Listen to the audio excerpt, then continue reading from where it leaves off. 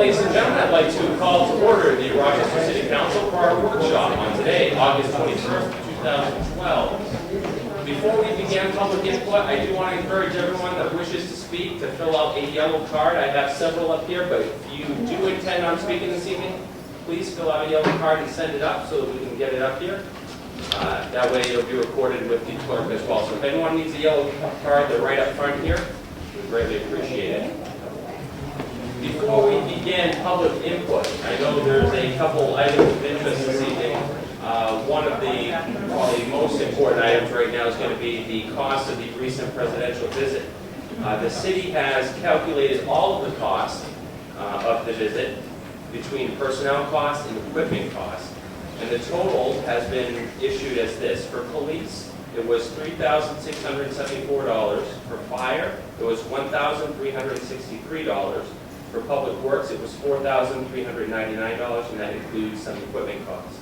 All told, the visit was $9,437.11. Now, one thing that I do want to clarify, because I have received several inquiries into this visit and what some of the costs were and what it entailed. The costs that we have provided here are the public safety costs and the costs for crowd control leading up to the president's visit. We did not, under any circumstances, pay for any of the campaign-related events, the bleachers, the lighting, the tents that you saw in the comments. All of that was paid for and provided by the campaign. A lot of people thought we, the city, paid for that, but we did not. Another thing I do want to clarify is many people saw the buses that were surrounding the commons. Those were acting as ballistic barriers by the Secret Service. Those buses were provided at no cost to the city. And those of you who saw the drop site where Marine One landed, which was by the middle school, might have seen waste management vehicles acting as ballistic barriers. Those too were provided at no cost to the city. So really the majority of our costs were all personnel costs. We did have some equipment costs for snow fencing.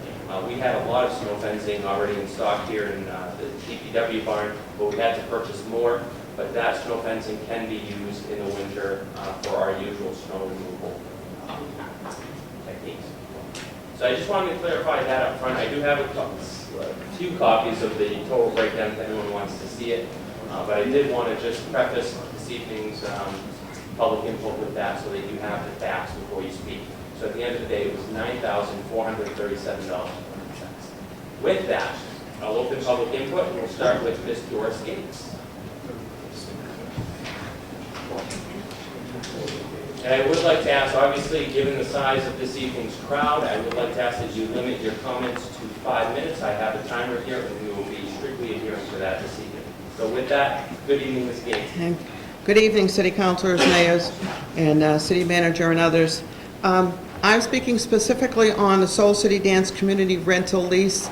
I know for some that's not a major project or problem, but for me, it's a concern. I have with me, and I will leave with you, a list of rentals that presently are at the community center.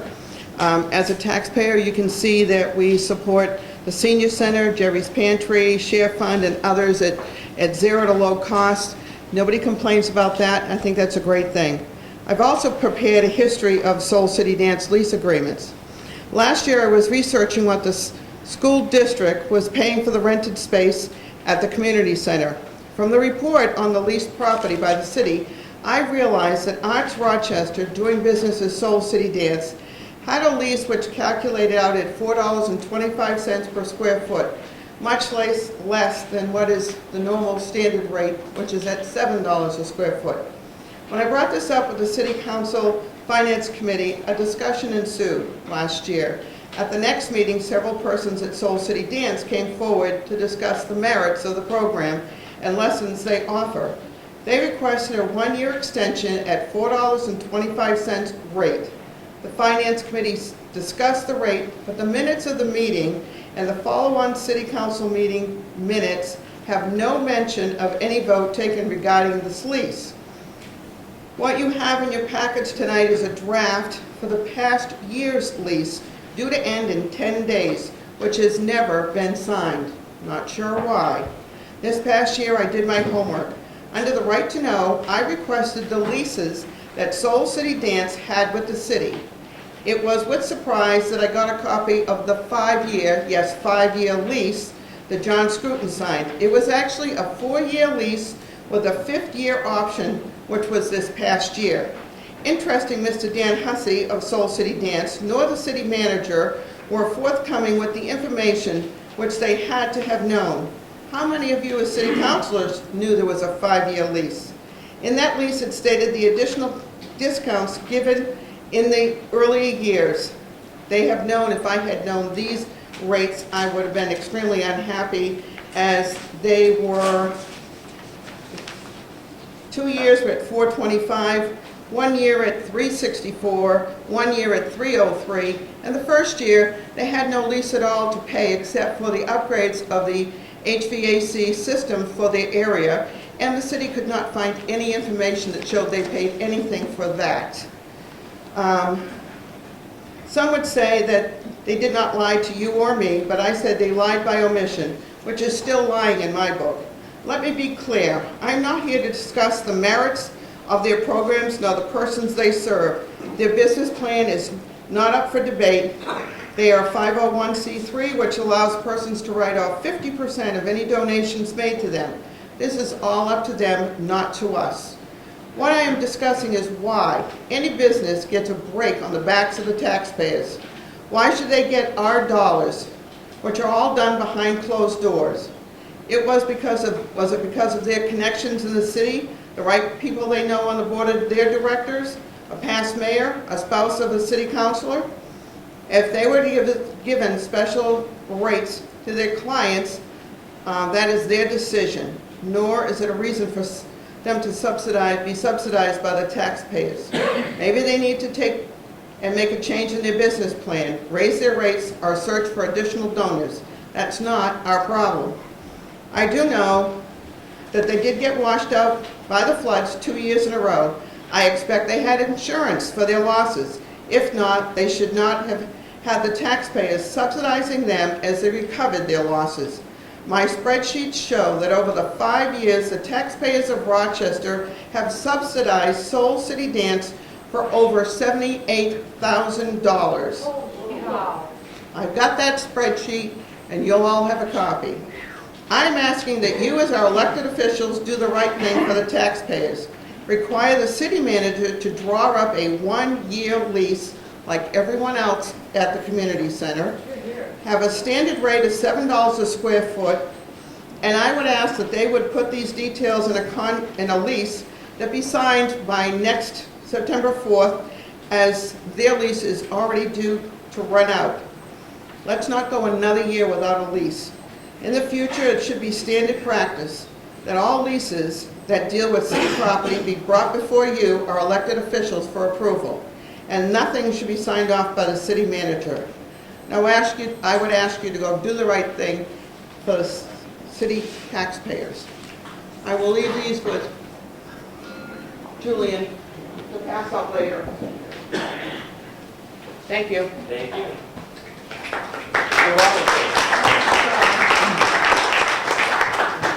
Mr. Robert Gates, are you here? Good evening, sir. Good evening, Mr. Mayor. Good evening, City Council members. Some on the City Council seem to have lost focus as to what your elected position in the community truly stands for. You were elected by the community to be the voice of the community. Although many of you have your own ideas as to what you would like to see happen with regards to the future of Rochester, you are supposed to keep an open mind and should not be voting based on what you and you alone would like to see happen. It does appear that some of you wish to have this council sign on to an agreement that would diminish the rights of property owners. Shame on you if that is your wish. The Sustainable Communities Regional Planning Grant Program by HUD will address issues such as transportation, land use, economic development, housing, environment, cultural and historical resources, public health, and environmental planning. What part of Rochester citizens' lives will not be changed? You elected officials, if you sign on to this thing, will give up your ability to assist in future decisions regarding development. What is this program going to do for us we aren't already doing? HUD regulations will dictate what will be mandated. Do any of you know the extent of the HUD regulations?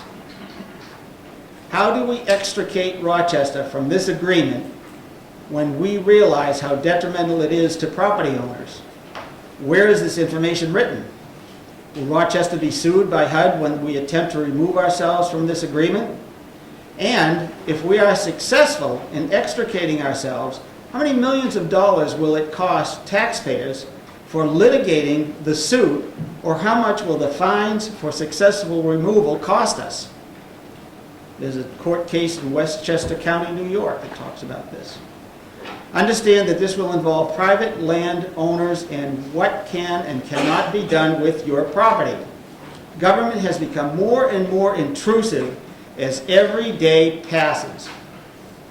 The government does not pay our mortgages or pay our property taxes, yet the government feels they have the right to tell us what to do with our property. Many of us are aware that these initiatives come from the United Nations. This is the old carrot and stick routine. Accepting the money means strings are attached. What do these strings mean for property owners in Rochester? Can any of you tell us what they really include? Remember how well the neighborhood stabilization program worked for the city? We, rightly, bailed out of that loser of a program. Another issue to be aware of is the Water Sustainability Commission. This was appointed by our present sitting governor. They eventually wish to meter your private well and bill you for the water used. Their philosophy is that water beneath your property belongs to the greater community. This is another philosophy at the heart of the United Nations.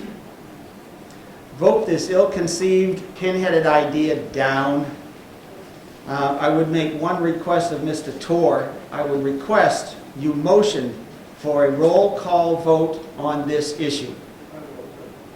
And from a movie, which title I can't remember, I'll quote the following: I'm mad as hell and I'm not going to take it anymore.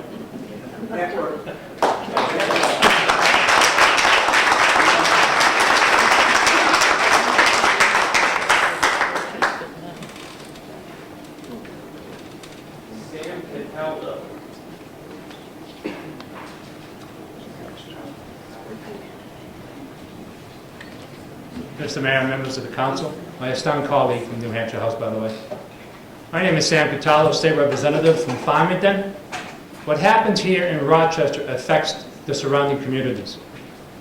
I have prepared a synopsis of a bill that I am preparing to submit next month to the New Hampshire House, that under existing law, the state, subject to certain federal laws of rules, has the right to develop its environmental and development policies. This bill will prohibit an entitlement to act relating to the due process to prohibit the state of New Hampshire and its political subdivisions from adopting and developing environmental and development policies. Without due process, would infringe or restrict the private property rights of the owner of the property, be it enacted by the legislature of New Hampshire. Section 1A.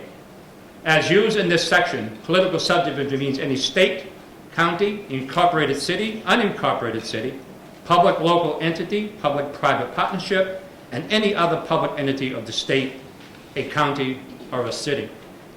B, the state of New Hampshire and all its political subdivisions may not adopt or implement policy recommendations that deliberately or inadvertently infringe or restrict on private rights by policy recommendations originating and traceable to Agenda 21, adopted by the United States in 1992. At its Conference on Environment and Development, and it convened the Constitution of the United States, or the Constitution of the State of New Hampshire, not to infringe. C, since the United Nations has accredited and enlisted numerous non-governmental and intergovernmental organizations to assist in the implementation of its policies relative to Agenda 21 around the world, the state of New Hampshire and all its political subdivisions may not enter into any agreement expand any sum of money, or receive funds contracting services or giving financial aid to any or from those non-governmental, intergovernmental organizations as defined in Agenda 21.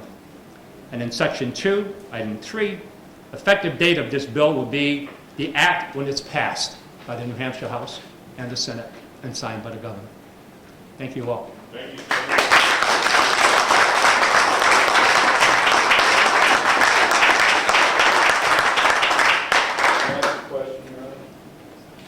It's not a forum, it's just public. I understand, I just wanted to ask a question. Do you have an HR number for this? Pardon me? Do you have an HR number for this proposal? No, not yet. I just read it out. The HR number will go in next month when I submit the bill. Thank you. Thank you. Thank you. Thank you, Next, Bob. Matt Kittredge.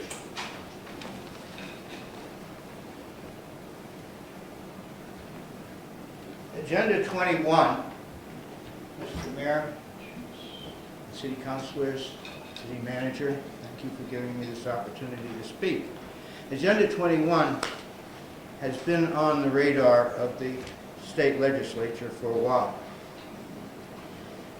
A bill, H.R. 217, was brought into the committee and was passed 14-2, which would have done, in essence, what Sam Cataldo's bill proposes to do. We are not a home rule state.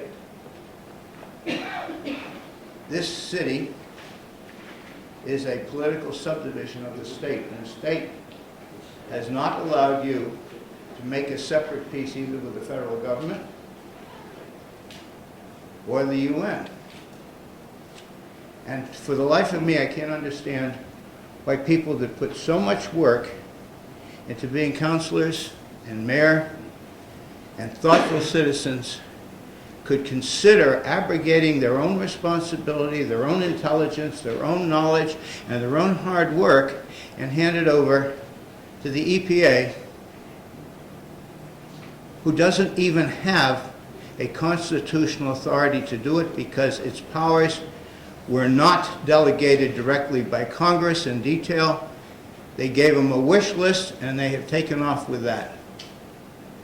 Well, I would wish for home rule, and I hope all of you do too, because I have a hell of a lot more confidence in you than I do in the nattering nabobs of Washington, D.C. Thank you very much.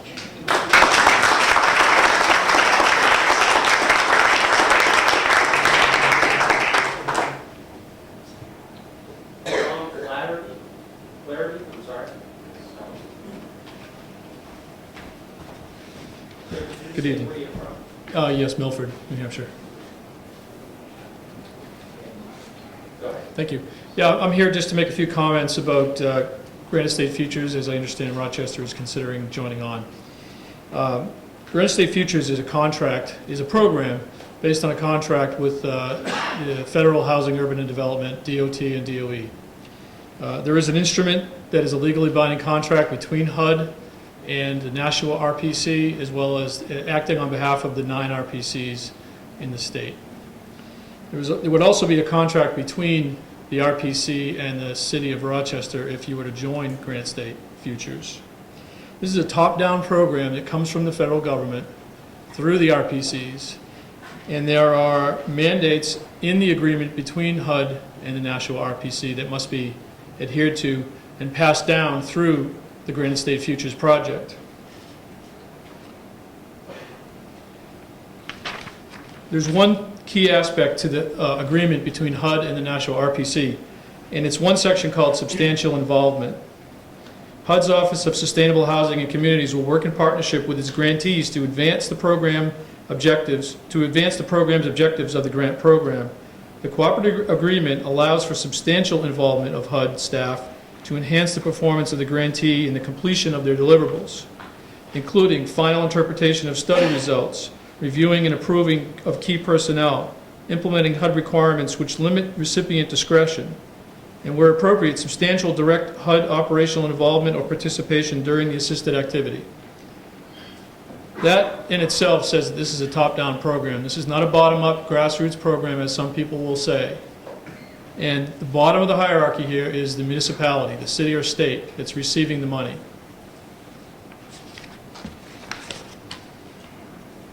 In the Granite State Future Agreement, there's a statement that says the National or Regional Planning Commission is the lead point of contact with HUD on behalf of the program and will assume administrative responsibility to ensure that the program is carried out in compliance with HUD requirements and holds fiscal responsibility for the program. The last point I want to make is that the main approach here is obviously the federal government, but then it's the regional and state planning. The towns are the last piece, the last link in this chain. And this brief statement kind of says it all, and I'll end with that. This is in the abstract of the application from the National RPC to HUD for the grant money. And by the way, the grant total is $100 million across the nation in a country that has $16 trillion in debt and a $1.4 trillion deficit every year. The statement is, New Hampshire is a small state with a total population of just over 1.3 million. Given that our state's population could fit within the boundaries of many of the nation's major cities, we are presented with the unique opportunity to create a truly integrated approach to planning, not just in one city or region, but across the state as a whole.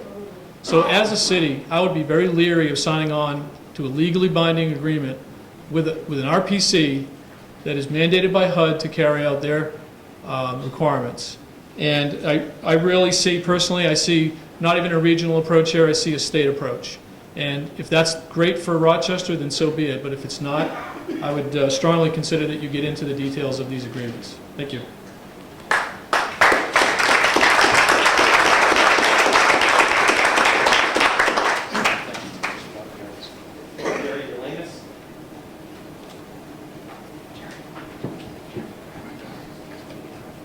Before you speak, Jerry, I just want to remind everyone we are filling out cards this evening, so if anyone has an intention of speaking or public input, this is your last opportunity to fill out the cards. So again, if you want to speak this evening and you have not filled out a card, please do so now.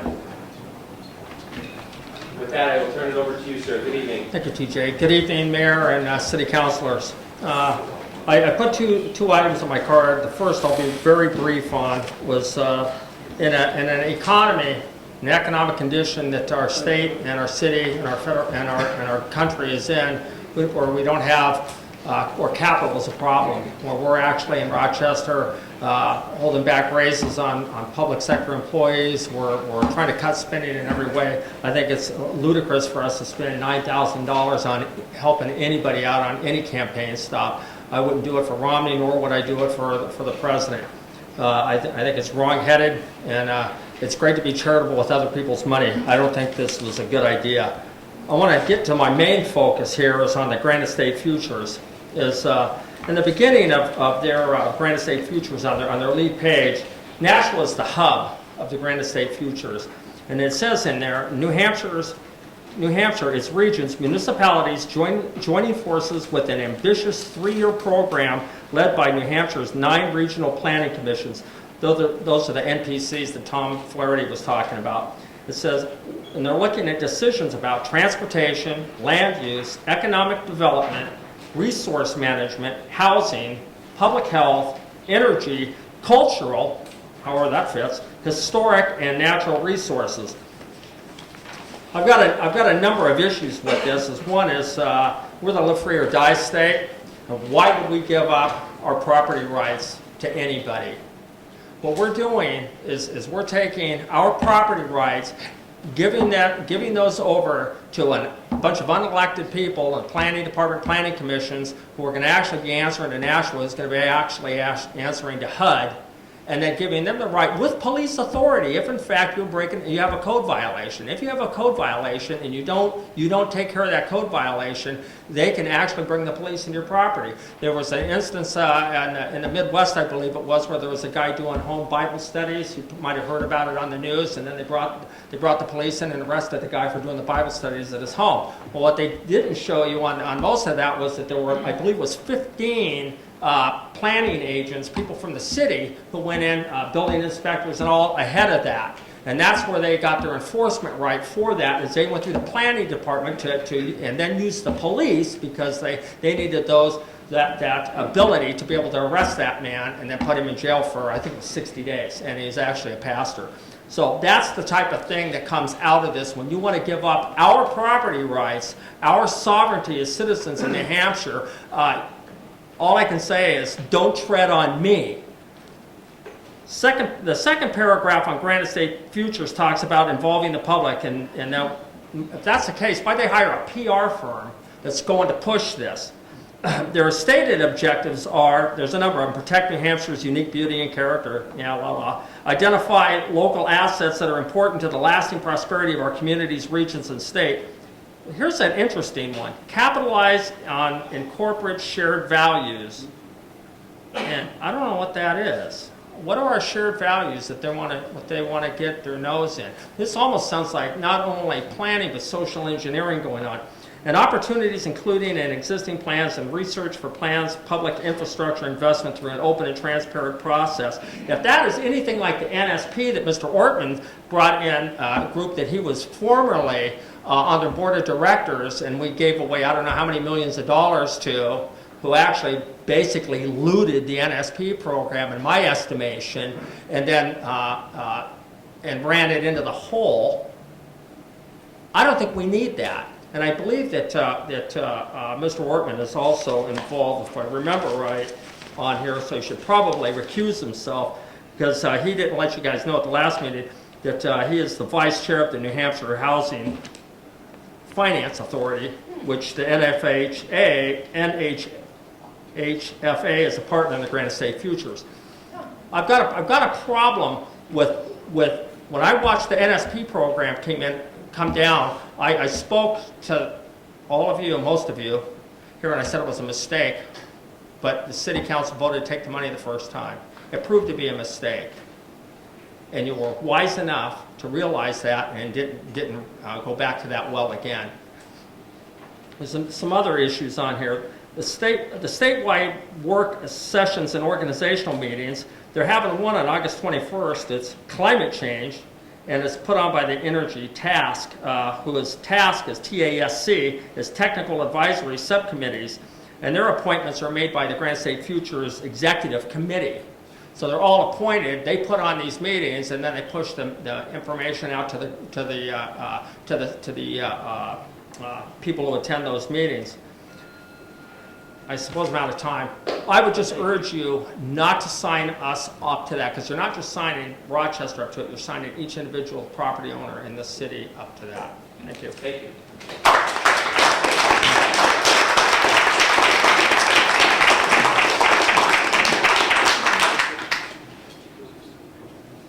Rick Perot. Good evening, sir. Thank you, Mr. Mayor, Mr. the City Manager. We don't know each other personally. Council, thank you. My name is Rick Peralt. I'm the happy husband of Mona Peralt. I live on Chesley Hill. I have businesses here in Rochester, and I'd rather be at the lake. Boating or something tonight. I probably all have to do that, but you're probably scheduled in a workshop. We can call it Granite State Futures. We don't want to how we can fleece the city of Rochester again. I'm not sure that we want to talk about it that way, but quite candidly, what we have is an opportunity probably as a city to say, okay, boys, we don't want to participate with you. We don't need to be taking this money because of the strings attached. I think that you all can run this city. I think we've been proud. I looked today, Mr. Burbank, Mayor Burbank on the wall. I looked at here, Mr. Bernier. I see the mayors over here. I see the people that have served the city. I don't think we need that input from the outside. I know that we don't want to think of the pretty names of, and I got to tell you, we'll call it smart growth, sustainable, green, alternative. You call it what you want, it's still, I believe, fleecing the folks. Because number one is that the money is not going into those things. I went to the Regional Planning Commission, the thing that they had down in Stratham, that talks about the nice alleyway, the 3-story buildings, the storefront. We just built a beautiful one here in Rochester.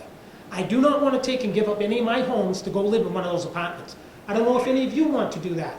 But I got to tell you now, in Chicago, they actually kill people outside of Chicago and dump the bodies in the city. They used to go outside of Chicago, kill them in Chicago and dump them on the outside. What we're going to create here, I believe, is you're gonna have wonderful sustainable housing, wonderful sustainable everything, but what it is nobody's gonna wanna live there. And I'll be candid with you. If people of means don't like it, they go somewhere else. Because if you don't like it enough in the United States, you can take your money, pay your fee, and go take your wealth elsewhere. You don't want the city of Rochester, what I meant to say is you all have run the city of Rochester what I believe to be a good job. I think you all still can do a good job. I don't want to call it United Nation thing, I don't want to do that, but understand, they are entrenched.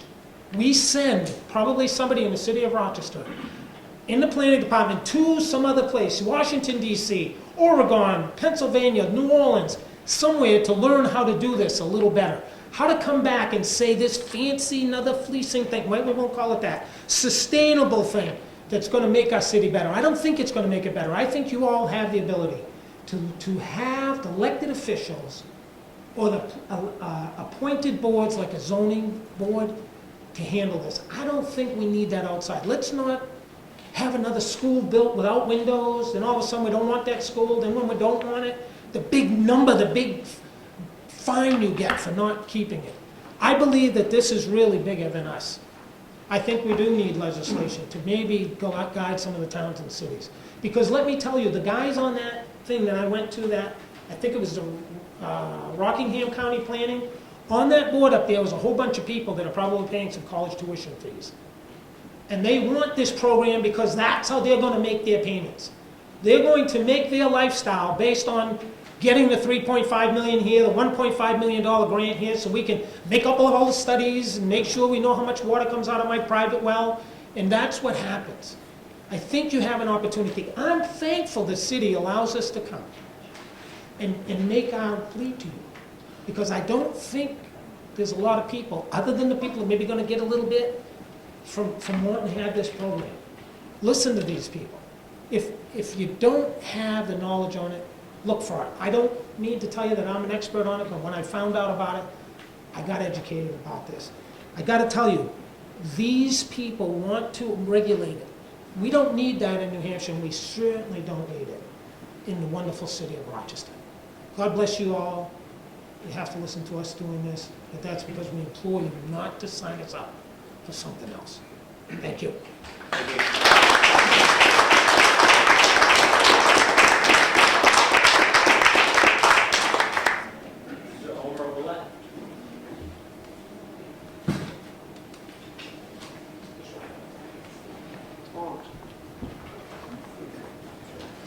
Again, I will ask, has everyone who wishes to speak this evening filled out a card? I've received some more, but if anyone else is interested, please send up your cards, because we're going to close off receiving cards here in a few minutes. Good evening, sir. Good evening, City Manager, Mayor, Councilors. Let me paraphrase our First Lady in saying that for the first time in my life in Rochester, I am in awe of this body. Because it's the first time I can recollect when somebody does something in 2 days and comes up with figures that way so quickly. But I am in awe. First off, that's the issue I did want to talk about, and I will talk about. You came up with some figures, and that's fine. But did you give any consideration to the fact that there are other towns and cities that have come to realize that they can't afford to pay for political visits? Especially when people are paying $30,000 and $40,000 or better to sit down and have a steak dinner, if that's what they happen, maybe lobster, with people.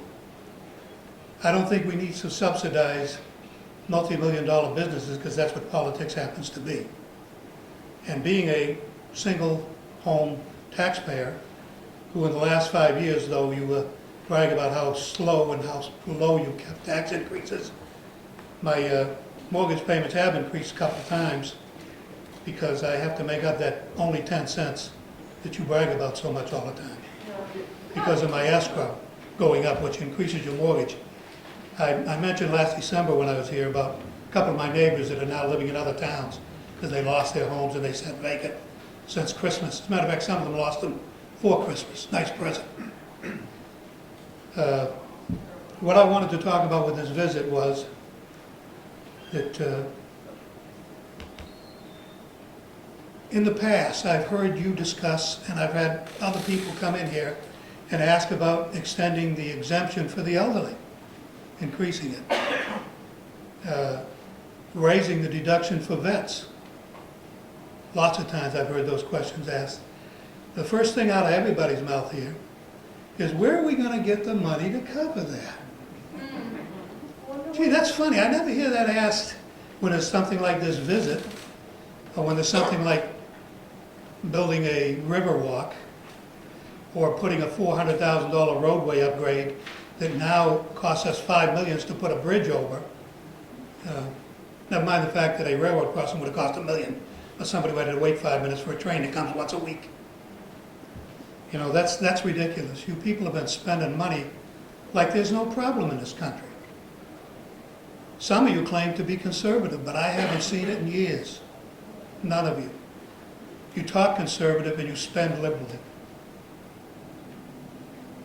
One issue that I mentioned was the $5 million. We all want business to come to Rochester, but because that would offset the tax rate. But we don't offset the tax rate when for 15 to 20 years we have a TIF or in lieu of or things of that sort that hurt the individual homeowner and the small businessman so badly as they do. There's a blind trust on that part, and I don't know how many of you sit here who own stock in it.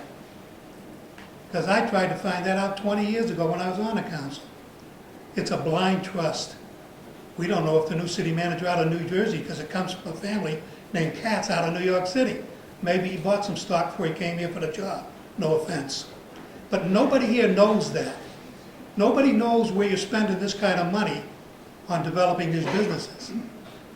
We don't need businesses to come here as overlords. We need businesses to come here as equal fellow taxpayer and citizens. That's about all I got to say. I know it will make a difference to most of you, but you really need to spend like it was coming out of your own bank account or your own wallet for a change. There's many of you that don't even look at that because you're too well set already. I don't know if you have any neighbors or friends that lost their homes, but I have. It's not a pretty sight. Thank you. Thank you.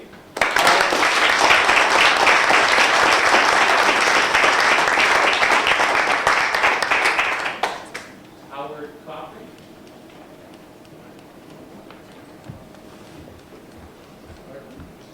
Good evening, Mr. Mayor, council members. My name is Howard Kaufman. I'm from Nashua. You heard that town city mentioned this evening. I'm here to pretty much report on personal experience at a recent executive committee for the Granite State Futures program. At that particular time, I attended, and although the commission, the assembled executive committee, I'm sorry, I just wanted to know I was being listened to. At that particular time, they asked for input, and they spent the whole half an hour of the beginning of the meeting talking about how do we solicit input from the people. Yet, when it came time toward the end of the meeting, when several people had raised their hands for questions, we were told that there was no time on that particular day to receive questions from the public. And in fact, they hurried out the meeting without ever answering any questions directly.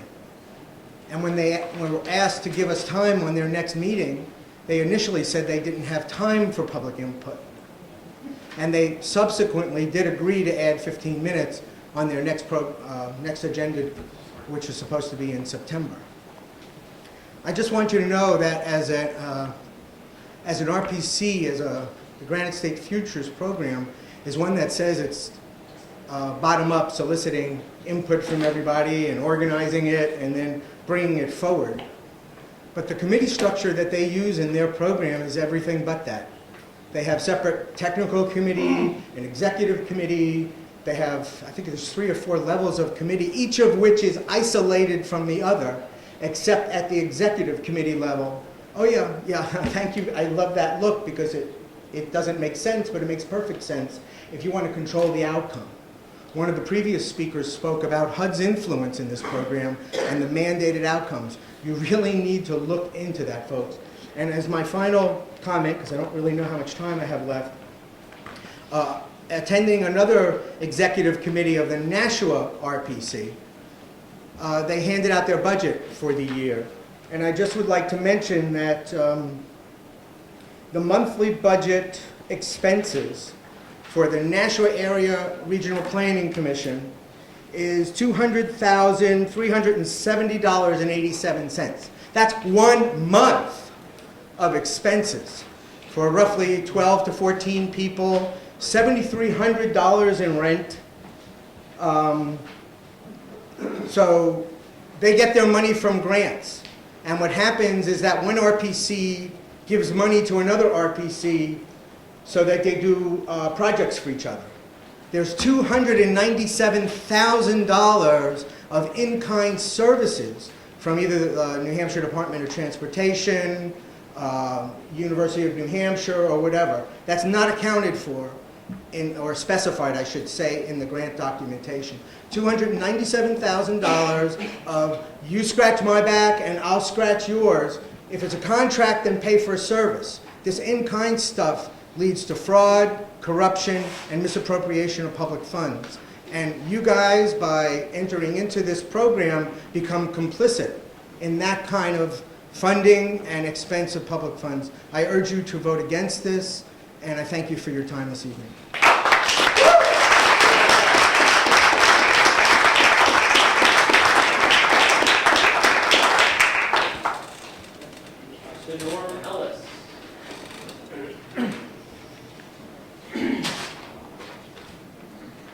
Well, thank you, folks. Mr. Mayor, you blew me out of the water. I had a lot to say about expenses to the campaigning here, but you kind of shot me down and took the wind out of my sails, but I'm going to make a comment anyway. I'm glad to see we didn't spend what I thought we had spent. However, I'm sorry we had to spend anything.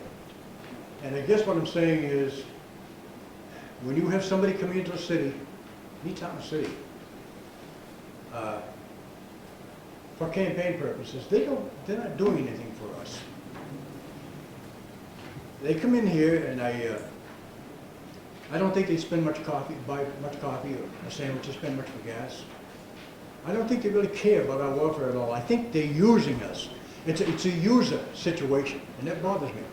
So we have to pay our police and fire and administrative costs to take care of this, and I feel bad about that. And in light of the fact that there's so many people who are riding on the edge of it in this town right now, I would suggest that we follow the lines of Durham and Wyndham. Say no to these people. We don't need them. We can vote them. They get millions of campaign funds of their own. They can do their own expenses. They can go where they want. But thank you for being astute and keeping expenses down.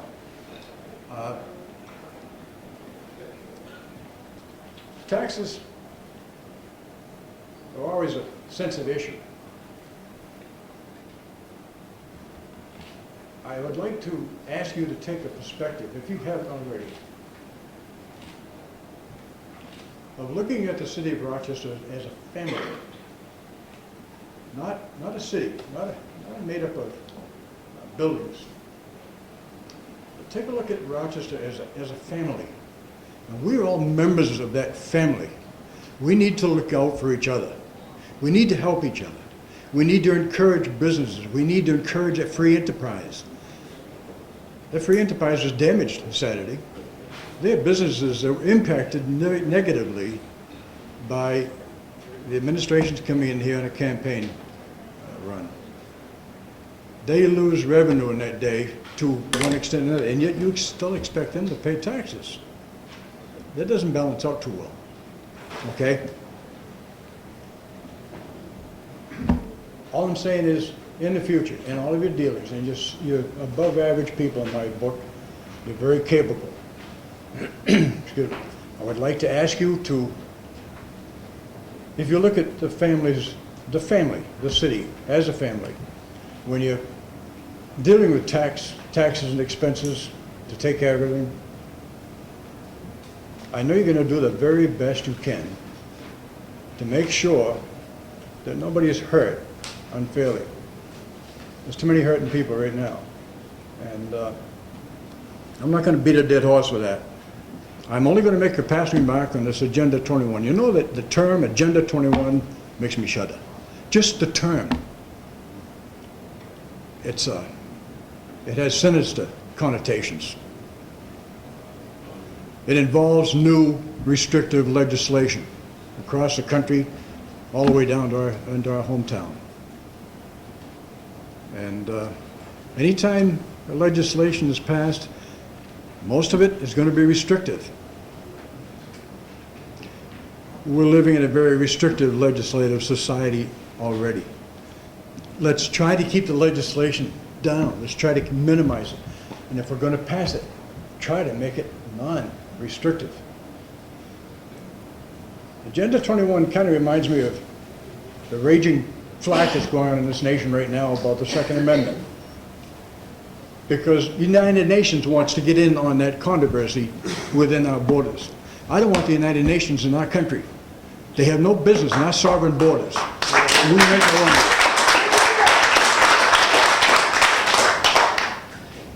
And if they're going to have something to say about Agenda 21, then we're in a lot of danger. Because it's going to go all the way from they're going to go from the border to border, every state, every town, every city, to make everything sustainable. I'll tell you what, I don't know everything I want to know about Agenda 21, but I'm urging you, please, don't be like Nancy Pelosi, say, let's pass this so we can find out what it's all about. Learn what you're voting on and be educated, and then deal with it and know what it means to all of us. Perfect, thank you. I didn't mean to make it sound like a sermon. Thank you. Very good, thank you.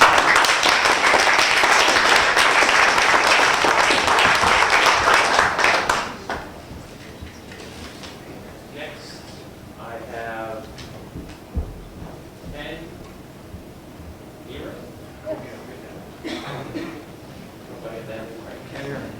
Erie, thank you. All right, last call on cards. And once we're done here, I'm not accepting any more cards because we got to keep this moving tonight. So last call, if anyone wants to speak and hasn't filled out a card. Yep, and there's some right at the edge there, people looking for the cards. This is, oh, those have been filled out. Okay, we'll make sure those come up here. Last call, anyone else that wants to speak that has not filled a card? Okay, I will close public input after we finish all these cards. All right, proceed, sir. Thank you. Hi, thank you for the opportunity to speak to you tonight. I want to mention that the Conservation Law Foundation, which is one of the partners of the Granite State Future program, runs the new Great Bay Coalition, and that is pushing for the Great Bay wastewater plant, which will be implemented at an enormous cost.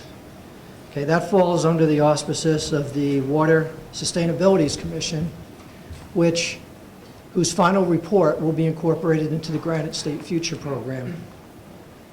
During a Water Sustainability Commission meeting recently, I believe it was July 19th, a comment was made that water and sewer rates were too cheap in the state. And at that point, a few of the commissioners alluded to the Great Bay Sewer Treatment Project and chuckled that the residents in those towns of that project would soon learn that water and sewer was not cheap. This is the callous attitude that is not acceptable when a town and its residents are being potentially bankrupt by unelected bureaucrats. The NHHFA is a partner in the Sustainable Communities Initiative program. That's the New Hampshire Housing Finance Authority. They were awarded a $1 million grant for community challenge grants at the same time that the $3.5 million was awarded for the Granite State Future program. The New Hampshire Community Grant Program provides for competitive matching grants for cities and towns to implement local regulations that foster sustainable community principles. These sustainable community principles limit the property rights of the people in the cities and towns that accept the grants. They push for regional equity, equitable health, managing vehicle miles traveled, water management, sewer infrastructure, etc. The CPG program, it is administered by the New Hampshire Housing Finance Authority. under a cooperative agreement with the U.S. Department of Housing and Urban Development. Ken Ortman, as it was mentioned before, is Vice Chair of the New Hampshire Housing Finance Authority. Mr. Ortman has a conflict of interest as the Vice Chair of the NHHFA, and I believe that Mr. Ortman has a fiduciary responsibility to the NHHFA, which supersedes his responsibility to the City of Rochester. Now, in the previous meeting that you discussed this program, which was a couple of months ago, everybody got up here, and there was not one person that spoke in favor of this program. And at the end, Mr. Ortman got up here with a wave of his hand, dismissed everything that everybody said as they're misinformed.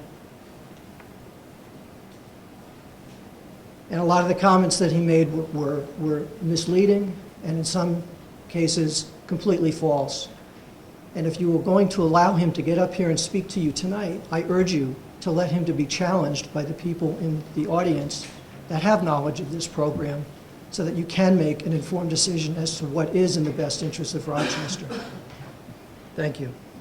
I didn't see where you were from. I'm from Windham, New Hampshire. Thank you. Thank you, too.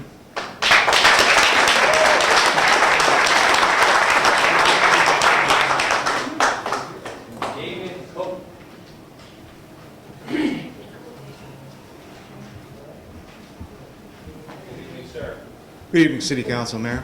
I would like to talk a little bit about the Obama visit. One of the things that I was kind of blown away by is I found out it seemed to be like the last minute. I find out that, oh wow, Obama's coming to the Commons in Rochester. I think it was a Thursday. The thing that I was concerned about was the fact that how and when was this ever voted on? I would have liked to have seen maybe more public input of the city of Rochester. I guess I don't get that newsletter, I guess. Also, you say that it was only $9,000. Well, what I'm thinking is maybe the people that voted for it should have paid that $9 grand. You know, the thing is we need to stop paying attention to every dollar that we spend in this town. You know, we have needs in this city, you know, and when we look at these political campaigns, whether it be Romney, even if he came to town, I don't expect us city to pay for him either, okay? One of the things that we need to do, you know, Obama himself has raised $120 million for his campaign. Guess what? We as a city of Rochester tell him the needs. Listen, you want to come to our city? This is what are you going to need? Well, guess what? This is the cost of what your need is. Then we put it back to them. You want to come to our city? Then you need to pay this, okay? I know that's a concept that might be new to some people, but that's how I feel. So I just wanted to come up here tonight and just let you guys know that I was a little unhappy with that decision. Thank you.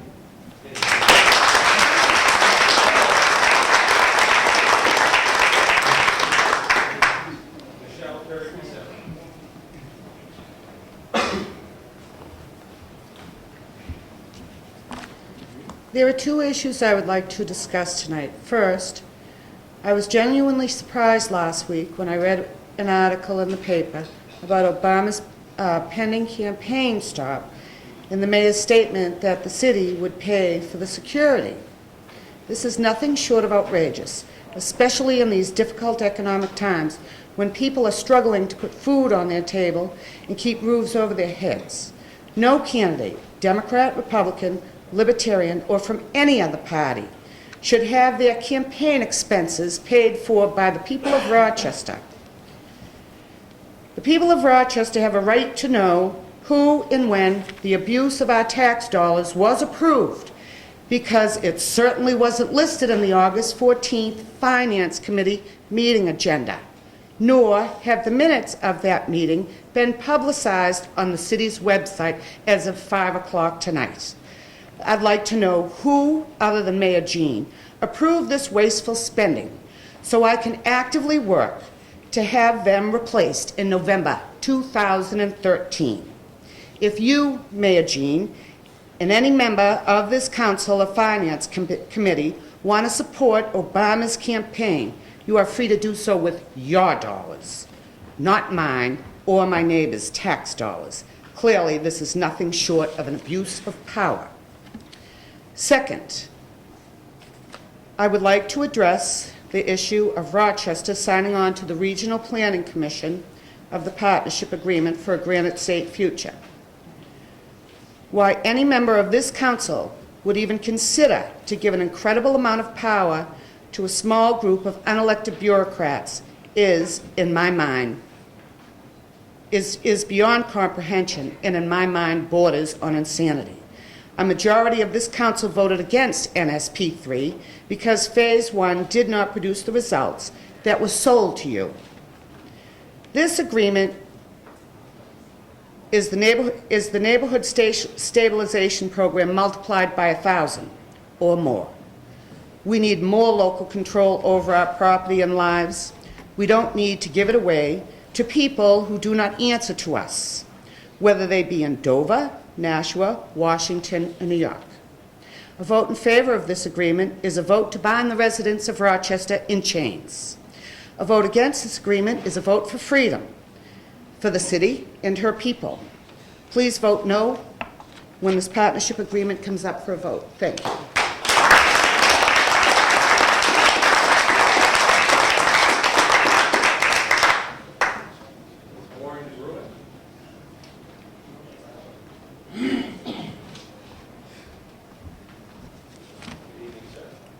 Thank you, Mr. Mayor, City Council. Thanks for the opportunity here. I guess I'd like to start with this donation, this political donation that we made. I don't know if it was voluntary on the part of the city. If it was, then I'm upset. If you were coerced into it, I guess that I'm more upset. But if it was voluntary, I guess I'm fine with it when my property taxes become voluntary. If the president was here, you know, to man the sump pumps and help us in a natural disaster, great. Bring him on. He's the president. Let's honor him, take care of it. But it's a campaign stop. And at that point, I don't think we should be making campaign donations. But if it is a new policy, I'd like to book the Commons. And I won't be coming to the helicopter, so I don't need the waste management trucks, but maybe school buses would be nice, you know, for us to have a rally. But no, I'm just kidding. I don't want the Commons, and I don't want the rally, and I don't want the school buses. But I don't want to pay for him to have them either. He's got the money. That's what we raise money for campaigns for. I think we ought to leave it at that. So we'll drop that one. You just heard Mr. Earring talk about the Great Bay Estuary challenge that the city is facing here. I don't think I have to say to this city council, beware of the EPA, because you are aware that you need to beware of the EPA. They're part of this Agenda 21 Granite State Futures project that we're talking about here tonight, and I strongly recommend that we don't get involved. And I'd like to give you a teeny little example. My brother and I are builders in this town, and building homes, and Larry Hammer came to us, used to be the building inspector in town, and said, you know, you guys are building Energy Star homes, you could just well be part of the program. And we were like, what's that? So he explained it to us, and so we said, okay. So we signed up, and we thought, well, this is a great program, you know, they'd come in and test the house, and if we tested well, they'd give us some incentives, and we thought, well, this is cool, you know.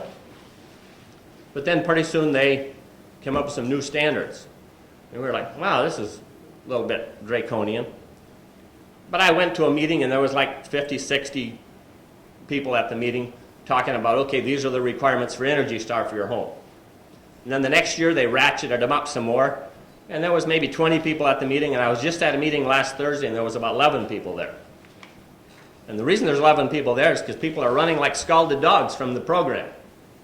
Okay, and why are they running? Because they are ratcheting up the program, and they're saying, by this year, you have to cut your home heating costs by 15%, and then it's 30%, and their goal is 50%. And if they can tell us how much energy we can use to heat our homes, they're going to be able to tell us how much energy we can use to drive our cars. So good luck with all your Priuses after that. But here's what this program, this is a little excerpt from that program. When you build a new house with the Energy Star program, this is coming from the EPA. Right now it's a voluntary program, but the voluntary stuff from 5 years ago is now in the New Hampshire Energy Code. So I can see it coming in 2013, this new Energy Star stuff. So your bathroom exhaust fan will have to produce X amount of volume of air out of the bathroom, but it can only use X amount of energy, so it has to have a very efficient motor. And if you know how bathroom fans are sized, they're called zones, and a zone is how much noise your bathroom fan makes. And I'm sure you're all familiar with how much noise your bathroom fan makes. Okay?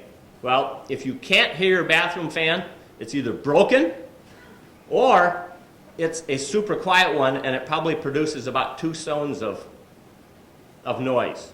The new requirement is it has to produce 1 zone or less. And so I asked, why? They said, well, if it makes too much noise, the homeowner will turn it off. So now we're into behavior modification, as well as social engineering, courtesy of the EPA and the federal government. Okay? So this is a voluntary program that I'm participating in, and I'm thinking about bailing out because it's getting really sickening. However, the reason I'm telling you this silly little story is because this is what HUD and the EPA wanted to do to you. They want to use behavior modification on you guys. Okay? They want Rochester to dance to the little tune of the exhaust fan story. And they want you to do it quietly so the people can't hear. Because otherwise they might turn you off. I think this is a bad idea.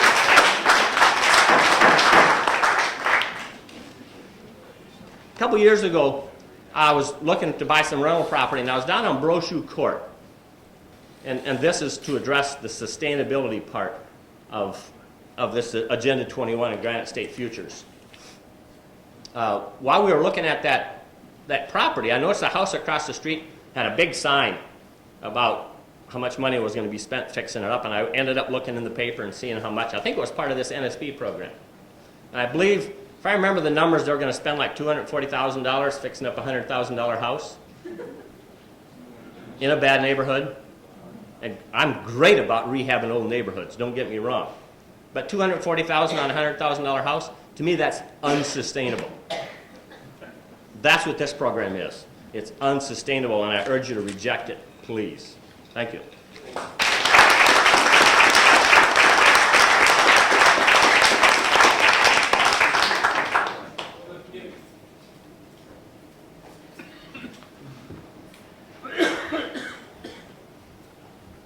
Thank you, Mayor, members of the council, for allowing me to speak. A lot of what I was going to say has already been said. I will make a strong statement right out front, though. I'll say, do not let this Trojan horse in our city. The sustainable growth is an idea that's pushed along with new urbanism. Last year, the City Council tried to speed through a comprehensive rezoning ordinance, which would give the planning department the tools necessary to implement Agenda 21. Agenda 21 is just a bunch of ideas. It's not really the danger. The danger is in programs like sustainable growth, which are the tools to implement the ideas of Agenda 21, and that's where the danger lies. You know, the City Council tried to pass this comprehensive rezoning, which would have given the planning department the tools. And we all know what happened there. You kind of washed your hands from it because it wasn't done properly. Well, now it's back in the planning board, and this is planning board is the board that gave it a seal of approval a year ago. This is a wonderful plan. This is great. Well, they spent the last 6 or 7 months rehashing it, and you know, they found out some things in there that weren't so great. The biggest thing with sustainable growth you need to figure out, is this Rochester? Is this the direction for Rochester? And as they go looking at new urbanism and the comprehensive rezoning, they found that there were things in there that were not Rochester. And one little thing that comes to my mind is there was an idea in there to allow no automobile-oriented businesses within the city, within the center of the city, the core of the city. And some planning board members, to their credit, said, wait a minute, this isn't right. We've got that now. And I think I just read in the paper where one business was celebrating more than 100 years in business. That's an automobile-oriented business that would have been within the area that this new comprehensive rezoning would have got rid of. So you really need to think of that. Is this where you want to go when you follow people, and I don't think there's too many left upstairs, who are practicing the religion of new urbanism? That's really what you ought to think about. Where is Rochester going with this? The other thing I want to talk about is, briefly, I don't understand how a decision was made to spend money without a formal vote. I don't even understand how that can be done. Is there a pot of cash somewhere where a phone call can be made and the money just gets divvied up and you'll vote on it later as a matter of having to make it official? I don't know how you do that. How can you do a consensus and say, yeah, we're going to spend the money? This body can't do anything without taking an official vote. So I don't understand. Maybe the city manager's got plenty of money kicking around, says, well, we'll just spend it, worry about the formalities later. I think people are right to have a concern about this. The other thing I want to bring up, this city, you're listening to a couple of people on this council, and you're getting your butts handed to you on a lot of things, and at some point you should be getting sick of it. I don't know, I suppose you guys have got the letter from the Attorney General dated August 16th to Mr. Gardner after reviewing this proposed sign ordinance that you guys are putting forward. And, there's some pretty nasty stuff in there about the city and the crap that this city is trying to pull. And admittedly, it's as the discrimination of one person in the signs that one person puts out.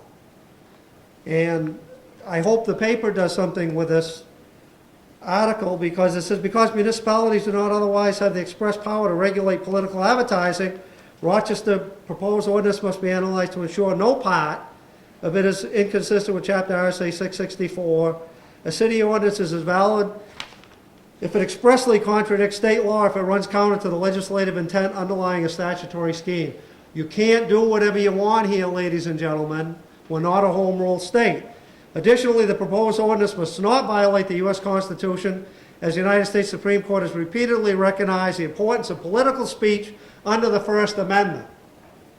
So there's some of you that have been here a while, and when this code's an ordinance, you discussed this, you should have spoke up and said, this is wrong. We got no business doing this. And it goes on to say that you can't even say at certain times political signs can be on right-of-ways if the law says they can't. You can't do what you want to do. But you can in the case of sustainable growth. You can say, you know what, there's not too many people left upstairs that are going forward with something Rochester, quite frankly, doesn't want or need. And you can send a strong message and say, we got enough problems with the EPA, with the Great Bay Estuary. We've got a good taste of what they'll like. We don't need to sign into a contract with them and get their tentacles further in the freedoms of the citizens of Rochester. I want to thank Tom Kaczynski personally for going forward in stopping this comprehensive rezoning, which has stopped the tool for sustainable growth. And I ask that you guys give it the final death knell by voting down getting into Granite State Futures. Thank you.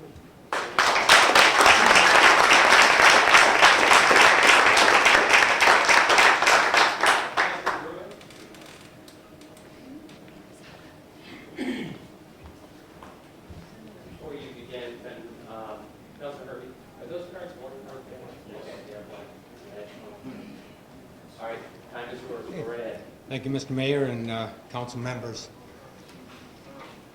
First of all, I want to say it's been a privilege serving the city of Rochester and the state senate. It's been a very wonderful, very challenging experience. I've commented to friends that the learning curve is like taking a 30-hour college credit college course every semester, especially when we're in session with the committee requirements, etc. But I love it. I love the learning. Granite State Futures and regional planning programs are areas that I've studied and learned a lot about in the last 2 years. And the more I've learned, the more concerned I become. And I want to jump over to an editorial that appeared in the Sunday Citizen this past Sunday by George Will. And it's very, very applicable to what we're looking at tonight. He's speaking about the Rio Plus 20 conference that was recently held and refers back to the 1992 Rio conference, which is why this is the Rio Plus 20 conference. And he's commenting on the people who are there, what the outcome is. And he says, and by now, apocalypse fatigue, that is boredom from being repeatedly told the end is near, is entering in. And I'm just going to pick a few pieces of this that are appropriate. This began 2 generations ago in 1972 when we were warned by computer models developed at MIT that we were doomed. We were supposed to be pretty much extinct by now, or at least pretty miserable. We are neither. So what's wrong? That year begat The Limits of Growth, a book from the Club of Rome which called itself a project on the predicament of mankind. The New York Times said that that book was one of the most important documents of our age and argued that economic growth was doomed by intractable scarcities. Again, going back to the MIT models, they foresaw the collapse of civilization because non-renewable resource depletion and population growth. Time magazine, in a story about the limits of growth, exemplified the media's version of hysteria, and this is a quote from Time magazine in the early 70s. The furnaces of Pittsburgh are cold. The assembly lines of Detroit are still. In Los Angeles, a few gaunt survivors of the plague desperately till freeway center strips. Fantastic? No. Only grim inevitability if society continues its present dedication to growth and progress. Progress in quotes. And that's end quote for the New York Times article. Now, I bring this up because, and again, this is from the article, since 1970, when known reserves of copper were 280 million tons, about 400 million tons have been produced globally, and reserves are now estimated at almost 700 million tons. This is something that does affect us, and that a lot of copper goes into the homes we build. Aluminum consumption has increased 16-fold since 1950. And since 1950, the world has consumed 4 times the 1950 known reserves, and today the known reserves could sustain current consumption for 177 years. Potential U.S. gas resources have doubled in the last 6 years, and with the resulting drop in natural gas prices, and so on. The modelers missed something, human ingenuity in discovering, extracting, and innovating, which did not just appear after 1972. The impetus that I believe is behind much of regional, state, and national planning commissions is the concept that we can't sustain the growth that we have. We can't sustain the consumption that we are, the amount of materials that we are consuming, and yet when we look at the resources that we have today, nearly everything is in we have higher reserves today than we did 20 or 40 years ago. The more I've read about this program, as I've said, the more concerned I become. I believe, and I strongly believe, that we should not, we must not, in any circumstances and in any way diminish or delegate the property rights of our citizens to a regional, state, or national planning organization. And I would say especially a regional, state, or national planning organization with appointed members. If we need a regional planning commission, it should be elected by the people within that region. I think anything other than that is a violation of both our state and our federal constitution. I'd urge you not to pass this measure. Thank you.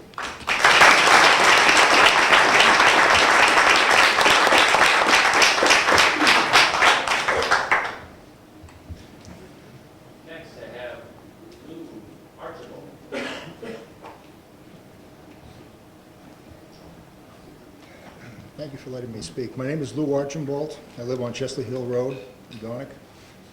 And it's kind of funny that Nashua has just been named best city to live in. We have a representative apparently from Nashua to talk here tonight. but I was from there, and across the street from me, some senior citizen homes were built. And it was designed for the senior citizens, and my parents used to let some of the senior citizens who wanted to come across and plant in our yard. We had plenty of land, and just plant your tomatoes, beans, whatever you wanted. Well, over the years, I had maintained that property, planning on probably turning it over to my children someday if one of them wanted to live down there. And I'd been renting it. But it came to a point where I couldn't rent it anymore to anyone for a reasonable price. And the reason why the whole street had turned into housing from the city housing. So in other words, someone came and approached me who worked for the housing authority and said, I can rent from you for $500, but the city will pay you $1,500 to $1,800 to rent this property. I was asking $1,200, but I couldn't find anyone to rent for that price. Okay, so I eventually let it go. I gave up. Father built it in the 30s. It was a beautiful little home, acre of land in the center of Nashville. Right now, you have there's an area called the Bronstein Apartments. And let me get back to the people across the street. No longer is it just for senior citizens of Nashua anymore. It's for anyone coming in anywhere you can think of. They're just moving people into housing. So there's quite an assortment of characters in that place. Right now, if you read the paper in Nashua, there's a place called Bronstein Apartments. The clients there pretty much condemned the place. And now the city is planning on moving all these people into unused houses. If you're renting a house, you'll be asked by the city to rent to them.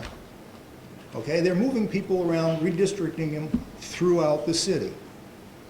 This is saying, and from what I gather now is they're looking seriously at saying, if you don't rent to them, we're going to ban you from renting again, to anyone for a year.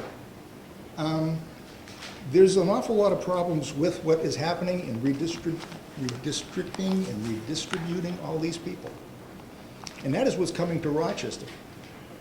I see it, and I'm sure someone else who came from Nashville is seeing the same thing. This is the next little hub that we will develop. And it's not going to be pretty. I have some friends who are in the same boat now, and they are too old to pretty much leave that area. And they can't get what they deserve for it, although they've maintained it over all these years. Their neighborhood has been wiped off. So if Nashua is one of the best places to live, it's the old folks who have lived there are looking for other places to go. And that's all I have to say. Thank you. And as far as any other plans for the urban things, no. Thank you.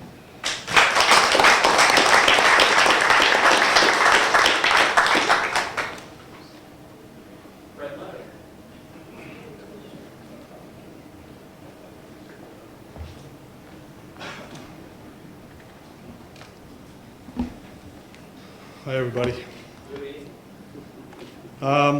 First of all, I just want to make a quick comment. I'm a little irritated that you're so eager to get this public input beyond you. I think this is important.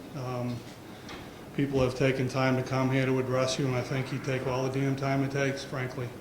The idea that you want to move this along is really irritating to me. So I'd like you to keep that in mind and just don't say things like that.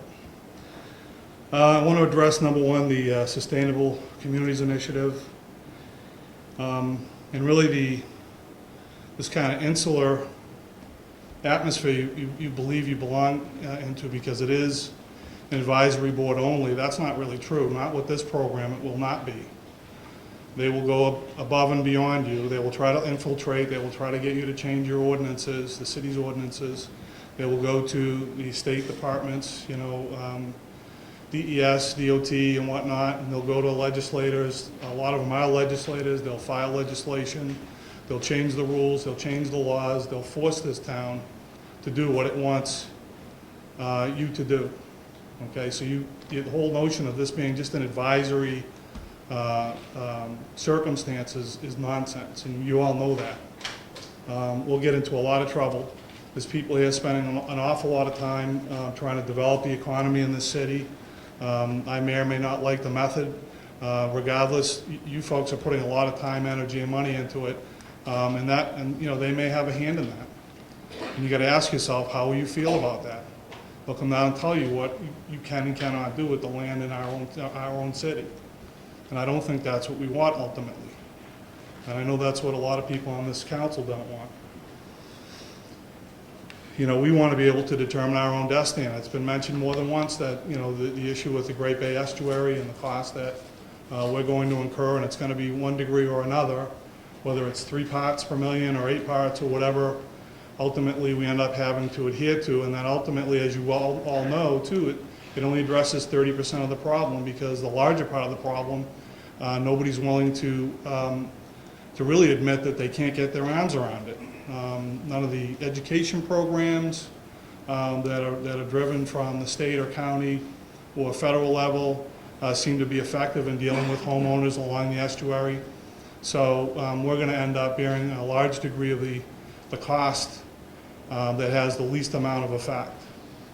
And I can go on and on about what I know about the estuary, because I've taken quite a bit of time of learning about it, having taken trips on it and talked to scientists and farmers and whatnot. But clearly I'm opposed to the city agreeing to signing on to the SCI, because it's just not the right thing for our community, or for the state for that matter, and frankly for the entire country. We need to be able to self-determine how we want to grow, you know, as a people, as businesses, and as a community. And this initiative isn't going to help us do that. The other thing I wanted to address was obviously the spending of the money on the president's visit. Obviously, it's a wonderful thing if a sitting president wants to come to your city, but I don't agree with the reasons he came here that I've heard spoken by some people on this council and people you know, interviewed in newspapers and whatnot. You know, he only came here to get votes. Let's be honest. Are we a thriving community? Well, that's debatable. We're certainly a little better off than we were a few years ago. I would argue that we are heading in the right direction, but it's very slow. You've heard people talk about their neighbors, and there's still a lot of people struggling. So we're not gangbusters. We're not a boomtown. You know, the federal government can't take credit for, frankly, any of it. You know, if anything, you folks can take credit for all of it, I suppose. Safran being an example, again, not one of the methods I necessarily agree with, but clearly it can't be a bad thing if you're bringing jobs when you have a family and you don't have a job and you need one. So from that perspective, I understand. But he came here for votes, you know, and primarily because this is his kind of town. You know, I consider Boston title town. I consider Rochester entitlement town, because that's what we are, and we know we are. We get a lot of federal money. We get CBDG money. We get, you know, we were considered highly for the NSP money and all this other stuff that we get, the education money that we get from the federal government, from the state and whatnot. It's because we're a poor town. And frankly, Obama helped build this town. So yeah, he did build something.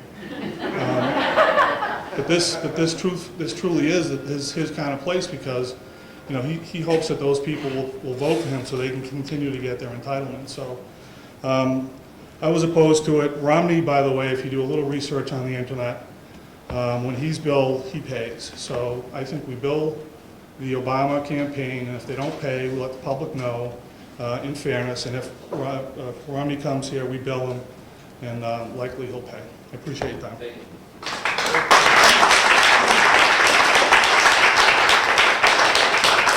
Lance Powers?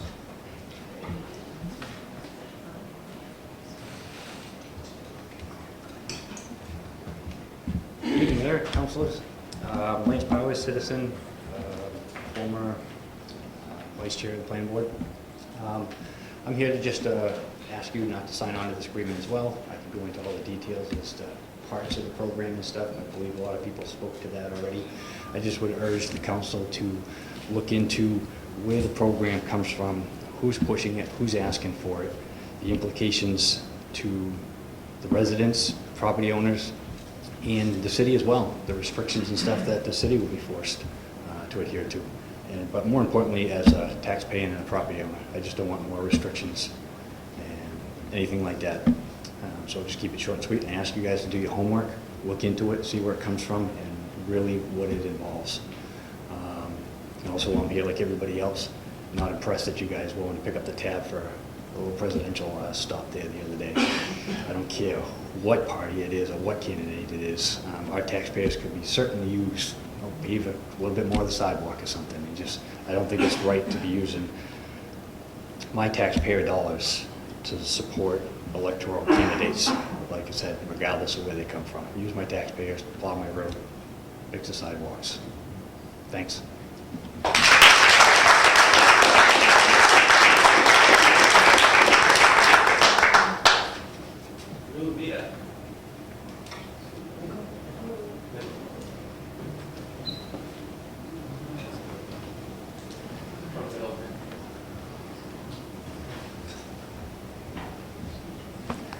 Mr. Mayor, members of the Rochester Council, good evening. My name is Lou Vita.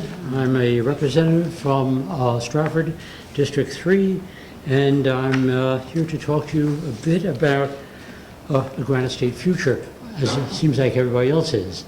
In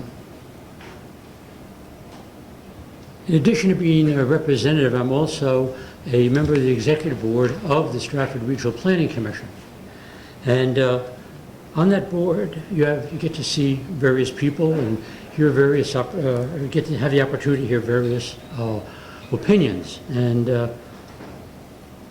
while listening to these opinions, it came to mind that you have at least one member on this board, Sandra Keynes, who is wearing two hats, a member of the Stratford Regional Planning Commission and a counselor. And after seeing tonight the amount of contention that you've got, it seemed to me that you really should be looking to remove any doubt as to whether or not there is other motives besides those, other motives that would generate your decision on this. And you will be voting on this either one way or another. And my hope is that the council would look at the members that will be voting and ask themselves if they are truly objective. It isn't just the Stratford Regional Planning Commission. There's 20 other entities that are engaged in the Granite State Future, and they're at the back of this package that I'm sure you all have. And anyone as a member of one of those entities, well, it's like Caesar's wife. You've got to be above suspicion. I would hope that this is taken into account when you finally do vote on this issue. The other point is that that should be brought up, I guess, or maybe it's already been tackled about 10 times already here tonight, but there is a section in the Granite State Future narrative that states that that acknowledges that anticipated barriers include New Hampshire's strong tradition of individual property rights and resultant resistance to planning and zoning. It goes on further to say that the proposed solution by our representatives in this program to overcome our strong tradition of property rights and resultant resistance is to bring this issue to a committee whose members include the DOT, DES, and Office of Engineering and Planning. This committee will work together to identify potential statewide strategies for reducing and/or eliminating the barriers. Ladies and gentlemen, the barriers they're talking about are New Hampshire's strong tradition of individual property rights. I just would wrap up by saying that when these property rights are taken away, so is your authority over your land and your use of and resource planning. Essentially, gentlemen, you lose your sovereignty. Ladies and gentlemen, you lose your sovereignty. Please consider this when you're voting on this. Thank you.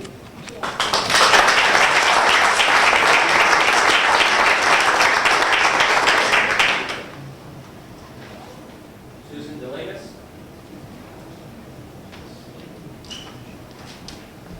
Good evening, Council. Thank you so much for hearing all of us. Obviously, everyone in this room is really concerned about this, and quite frankly, there are a lot of you on this board who are well experienced. You've been around the block quite a few times, and you really do know what is going on. And I just want to read, for those of you at home as well, this is the New Hampshire State Constitution. Article 1 of the first part Bill of Rights. Equality of men.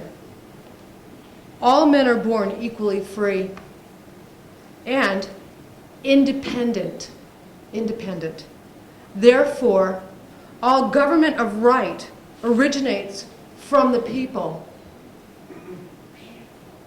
is founded in consent,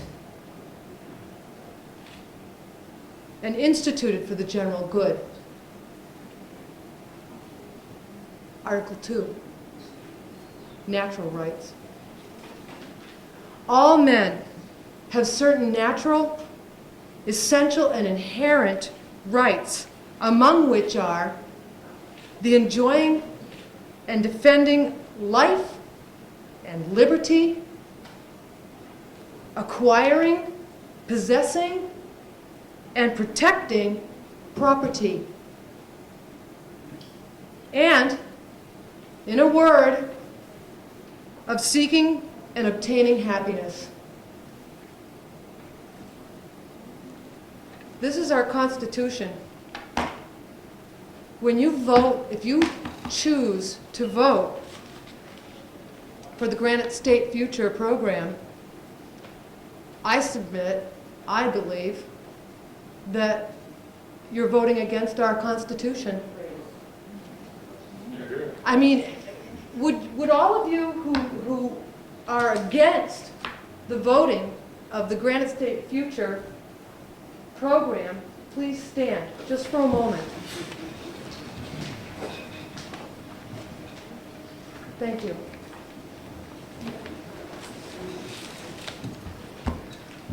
The Granite State Future program is going to make us give away our private, sovereign property rights. Here in Rochester or wherever else it's voted in.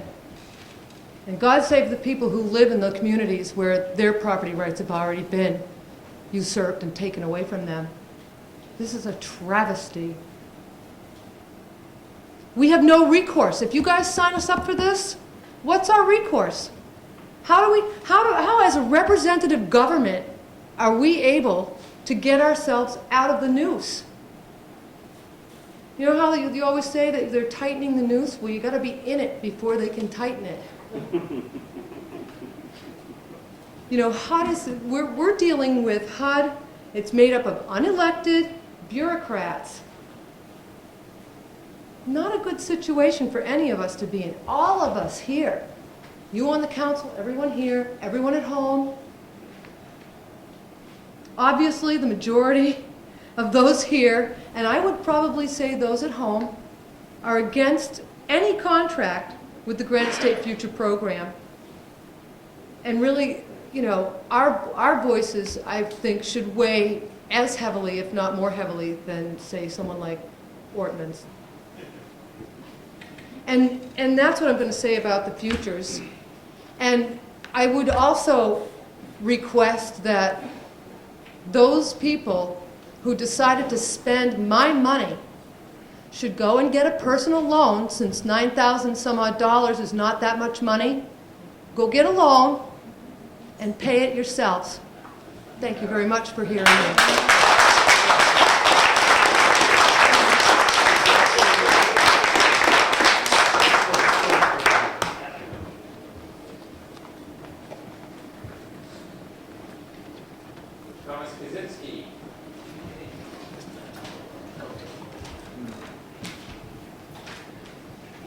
Good evening, Mr. Mayor and Council.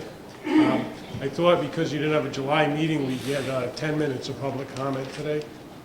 Guess not. So I guess I'll have to speak quickly. I was going last week, and my good friend Greg DeNoble told me about the Finance Committee meeting. He said there was no mention of this voting to fund the expenses for this campaign. And he was also told by the mayor that after non-public, no decisions were going to be made. It was my opinion that this should be voted on by the council, or is this a policy now? Is this a policy you're going to do now for good? It's a part of the plan. We don't have a strong mayor form of government, so I imagine, you know, if one person makes the decision, it's the city manager. I don't know, but I'd like to know.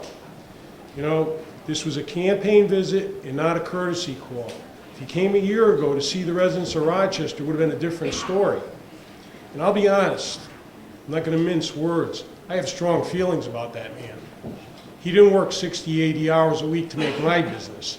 And right now, I'm a de facto contributor to his campaign. Do I get a Democrat committee card in the mail next week? I don't know. The reason this meeting is here, and I imagine you might be irritated with the amount of people here, it wouldn't even happen if this was voted down the last time. Apparently, a few councilors wanted to give the planning department the ability to come forward and try to come up with some stories for us, but that's why we're here. In the paper, it said there was going to be a HUD representative here. You should ask him about the NSP success. I'd recommend asking specific questions about this program and not accept generalities, because that's kind of the way this thing goes. Also, if there's going to be somebody pro this plan, there ought to be, in fairness, someone should speak against it before it's voted on. This sustainable movement has a history. The Brundtland Commission was often mentioned by our former chief planner. You know, the Brundtland Commission was named after Gro Brundtland. She was the Prime Minister of Norway for 3 terms. She was also the Vice President of the World Communist Party. Get the message? You know, again, he embraced this. So the sustainable growth, the smart growth, new urbanism. I thought that was cute in the 90s when they mentioned that with him. Now I know the real story. Visioning, just like Dover. Livability and sprawl. You know, all these catchy phrases, they're seemingly harmless, but this is serious business. This is our property rights, and for you guys, it's a loss of control, a loss of your power as counselors. This Granite State Futures is not merely land planning. You got nonprofits involved here, the social engineering, climate change, energy efficiency, public health, even the EPA. And the EPA head, Lisa Jackson, has a quote: "This partnership provides a framework to guide decisions that affect all communities." We got a few problems with these guys already. You want to sign on to this? Underserved and marginalized populations, that's a big issue here. Who are these people anyway? Who's not getting enough already that's going to be raised up with this? These urban plans, they're trying to do this across the country. Some people are throwing this crap out, some have accepted it. It's anti-automobile. Some of the things they push here are subsidies for bike paths, transit, alternative forms of travel, even if very few people use them. They limit development on urban fringes. They make single-family houses expensive. Redesigning streets narrow to discourage driving, kind of like our commons. Subsidizing high-density developments in with retail shops to cut driving. And rezoning single-family homes for apartments. In some areas, if the house burns down, you have to replace it with an apartment, not a single-family home. You know, when this comprehensive rezoning started going full blast last year, I knew something wasn't right with that. And the first thing I saw was loss of property rights. In this long process of searching for the info, I realized how bad we're surrendering our property rights and the severe loss of use. And our former chief planner and new urbanist influenced this plan. And the more I looked at this, I realized that influence in it, and also in our master plan. To their credit, the planning board is re-examining this. But last year, they passed that plan as is. And now they're wondering if it's even needed. We don't need to surrender surrender our rights. And I'll tell you, I'm 57 years old. I don't want to give away one more of my rights. You'll be told that other communities are going to sign on. Your parents have said if your friend jumps off the bridge, you're going to do that too? I'll conclude quickly. All right, that's your time. You got regional planners, non-government organizations, and non-profits who supposedly got halos on their head. They're appointed and not elected. This is not the New Hampshire way. You should reject this Trojan horse and the incremental seizing of any of our rights. Thank you.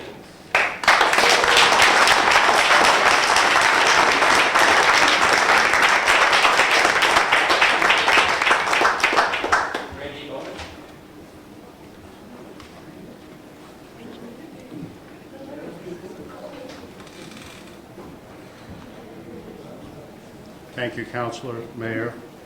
I won't take much of your time. I'll yield most of that back to Tom Kaczynski.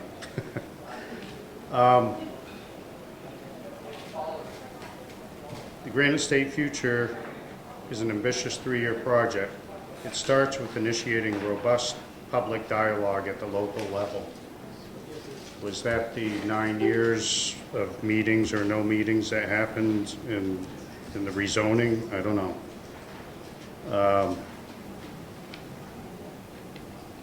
Better public decisions get made when everyone affected participates in the process. We are participating to make this better decisions for our city.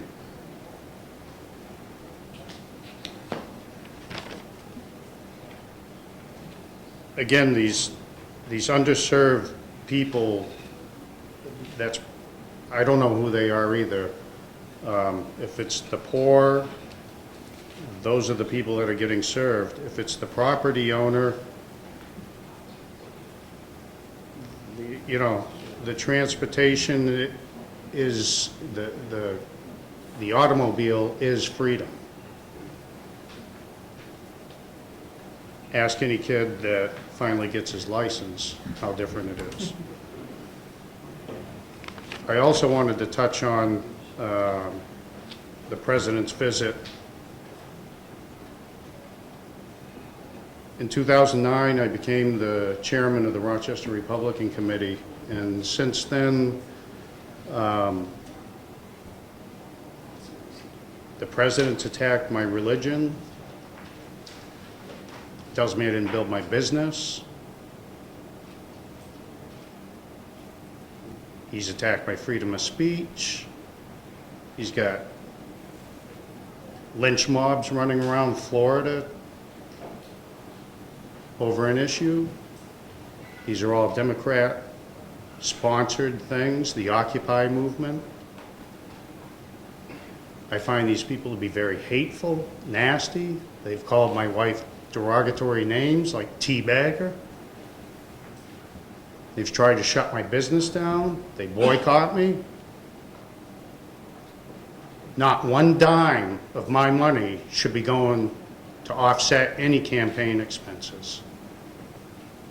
That's a direct insult to me. Do not sign on to this Granite Futures Pact either. Thank you.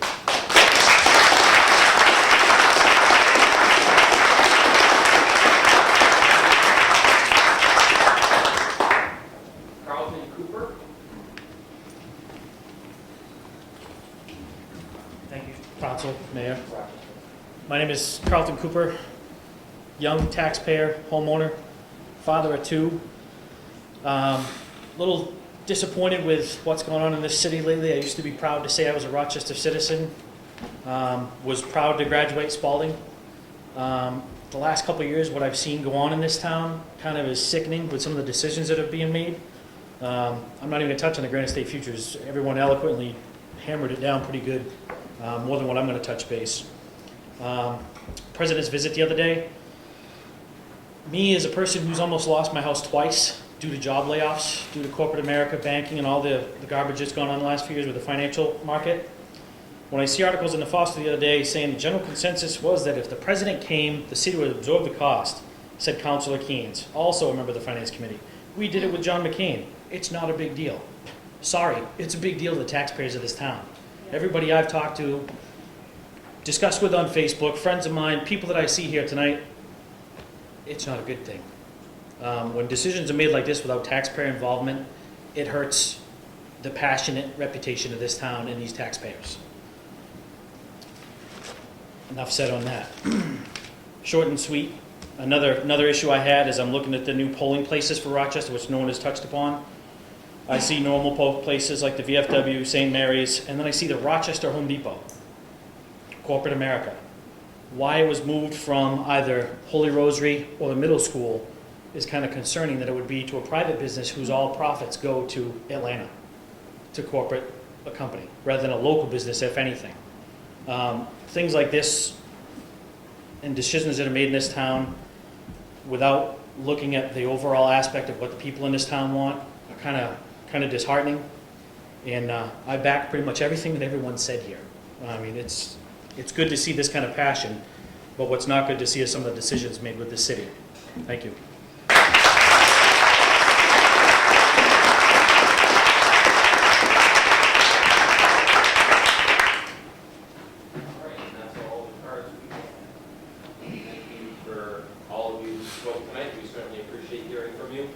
One note, the Granite State Future's vote is not scheduled this evening. It will be on September 4th at our regular meeting. There was indeed supposed to be a representative from HUD, but before I hear any comments about this, you have to understand the representative could not be here, regrettably, for health reasons. And I have heard from the representative's wife, who has informed me of his health issues, and he is unable to be here this evening to hear questions from the council. We do have Mr. Orban, who is here. If the council has any issues or any questions this evening, but we will certainly try to reschedule him for September to put him in before the vote. Now, is there any member of the council that wishes to respond to anything brought up during public input? Sure. I think the polling place is kind of significant. City clerk's not here tonight, we could better address this, but you have to have a facility that is handicap accessible, and it has to be within the ward, and obviously it has to be large enough to accommodate large numbers of folks for the presidential election.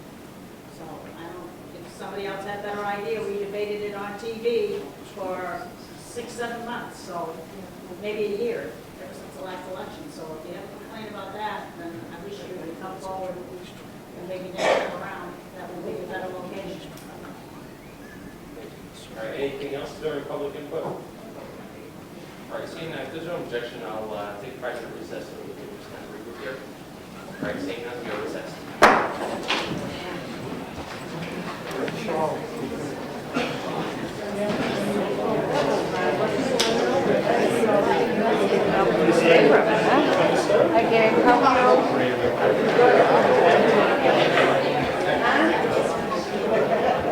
Hi, Sandy Keynes. I'm on the Rochester City Council, but I also serve as one of the city's reps of the Stratford Regional Planning Commission. I guess I was accused tonight of having a conflict of interest by another member of the Stratford Regional Planning Commission. I don't know what that means. A vote here would be to sustain what we would be doing at the Stratford Regional Planning, and a conflict of interest to me is something that is personal gain from. We certainly don't have any votes issues. There's no personal gain. That would be a conflict in our city's statutes or our city ordinances. I don't feel there's a conflict. I have to get the vote twice, I suppose, although I don't know what that means, but I would be voting the same way anyway. If the city council should turn down this and vote no, then I would have to vote no at this regional planning board. I'm the city's rep, so I don't understand what Mr. DeVita is talking about. So, okay. What is your opinion on the Granite State Future? Well, I think State Representative Cliff Newton explained it just well. It's a group of ideas about making things more efficient. And if Dover is planning a road and Rochester is planning a road, but we're planning it 2 years later, maybe there's a way the two communities can communicate and build it all at one time. And I think that's what it's all about. It doesn't, as I understand it, it doesn't give up any rights. You would still have to go through the regular planning process in the communities and what have you. I just think it's a matter of coordination between different organizations. One of the interesting things we've had a conversation on, and you were at that meeting, was the bus stops. And someone said, well, they didn't like these nonprofits participating. But if the bus holds up traffic on the highway, wouldn't it be good to have them participating so that you have a turnoff so that cars can flow freely? I think that's the kind of projects that this plan is talking about. Well, wouldn't local planning be able to take care of that? Why involve HUD? Because I think HUD is where Coast gets some of their funding from. That's where, because they're dealing with people that are, low-income folks. We would not build anything. The city of Rochester would not build anything for Coast. We would. I guess if Coast wanted to build it and they owned the land, then they could come to us and get permission to do that from our planning board. But there's no way the city would put money into that. Now, do you account for the fact that the federal government is about 110% GDP over its debt right now? Well, you know what? I'm glad you brought that up, because as I understand it, when Bill Clinton left office, we had a surplus. So I don't know where all that money's gone with the Republican administration. So I'd rather not talk about federal issues. I'd rather talk about how we deal with things here at the local level. Well, if you invite HUD into Rochester, isn't that inviting the federal government into it? As long as they keep sending the money, I guess that's one of the things we have to look at, as long as it's spent wisely. Well, I guess another point I would have brought out, that this is kind of an assault on individualism, and so it's more collectivist approach, this Granite State Futures. I hope the council listened to the overwhelming words against it and vote accordingly. Now, Councilor Keynes is on the Stratford Regional Planning Commission. Do you think she should recuse herself from making any decisions on this Granite State Future agreement? Well, you would think somebody would, but I mean, she was on the Redress and Grievance Committee, and when we brought our issues about the 9 years of no minutes when coming up with a comprehensive rezoning, she refused to recuse herself from those meetings. And some people will have the honor and will do that, and some won't. That's all you can do. In that case, I think maybe the speaker should have forced her out, but then again, sometimes when people speak, they sink their own ship. She seemed to do that. Now, how do you feel about how the council responded to the public outcry to not endorse the Granite State Future agreement? Do you feel you were listened to? I think so. I think I know a couple of councilors here, and I think they were basically leaning to vote against this, and I think tonight was, I think they'd be foolish if they didn't, but I think that's probably the sentiment right now. Okay, thank you.